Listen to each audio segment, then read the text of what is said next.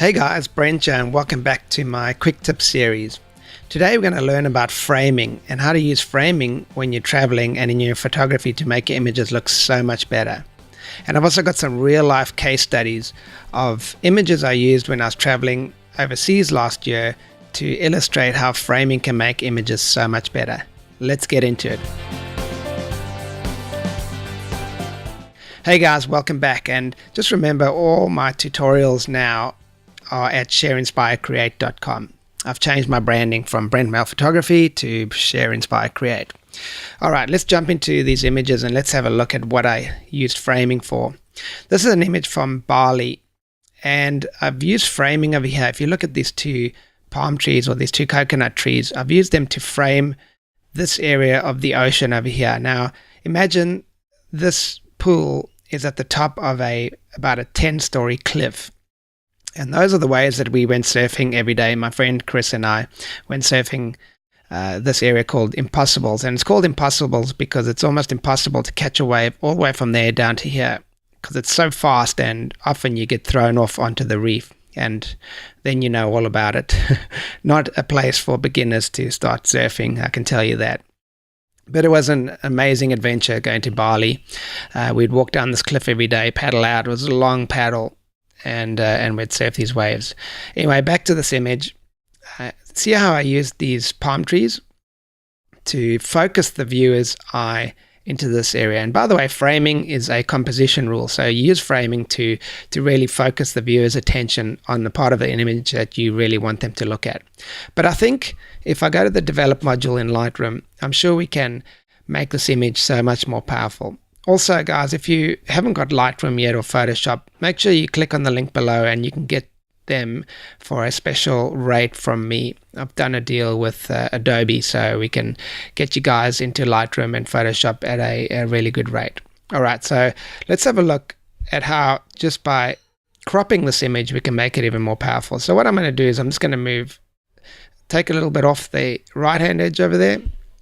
And actually, one last thing is, see this little angle ruler over there? What I'm going to do is I'm just going to make sure that my horizon is straight. So I'm going to go all the way on the horizon there. What it does is it just turns the image a little bit to the left. So now I know that my horizon's straight, and I've cropped in a little bit more just to make this image even more powerful. How cool is that?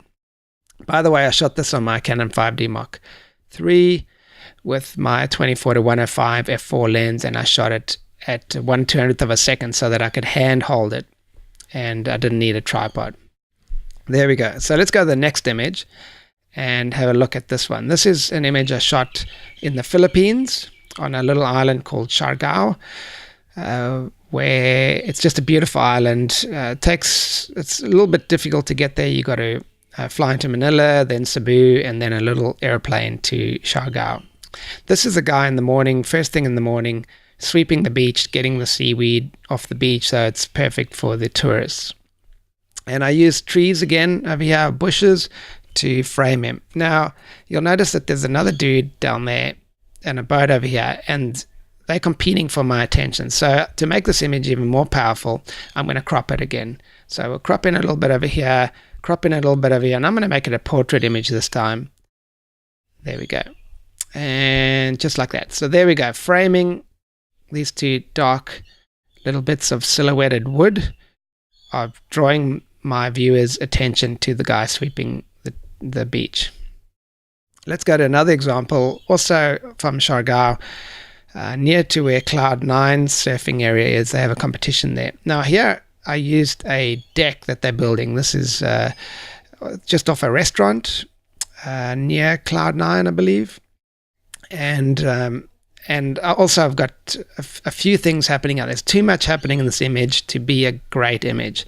There's a boat over there, there's some waves over there, and then there's an island in the background. So what I'm going to do is, instead of leaving this image the way it is, I'm going to crop it again just to make it even more powerful. All right, so I'm going to crop off that boat over there, and I'm going to use this frame as a single frame so that I can draw the viewer's eye into the waves. So you'll notice the waves are in focus, that island in the background's slightly out of focus, and I'm using this frame now to draw my viewer's attention to these waves. So to me, that's even more powerful, that image. So that's another example of how you can crop an image to make it even more powerful. Here's another one from the same restaurant looking the other way, and you can see some people back in the restaurant over here. And this is a carving, a statue that some of the locals have carved, and I wanted to frame that too. So I'm using a palm tree over here. I'm using the shutters on the side to frame this image. Now, to me, there's too much light in this area of the image, so that's taken away from the carving. Even though I framed it pretty well, it's taken away. So it's not a great image, but in Lightroom you can do all sorts of cool stuff. So what I'm doing over here is I'm using the graduated filter tool, and I'm going to just bring this filter in here, part over there. I'm going to move it down this way. I'm going to double click on the effect tool to get rid of effect, and then I'm going to remove the highlights from that area. I might even go a little bit more. I might make the filter not so graduated. There we go. And I can even take the exposure down a little bit of that in that area over there. So now just that simple little filter has made this image so much more powerful. And I could even enhance this area too. I can use something like this tool over here, which is the radial filter, and I can move it over this area. There we go.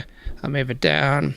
We'll double click on the effect, and what I can do is I can up the exposure of this area. Let's make it a little bit smaller so I can get the statue to really jump out. I can up the exposure a little bit. I can up the shadows if I want. Whoops, actually, I need to invert this mask just to make sure that it's working right. And I can always click on this little area to show the selected area. So that's the part, the red part that I'm actually working on right now. Yes, that's what I want. Okay, let's up the exposure a little bit and up the highlights, and there we go. So that's what I'm doing over here. Perfect. All right, so there we go. Let's have a look at the start of this image.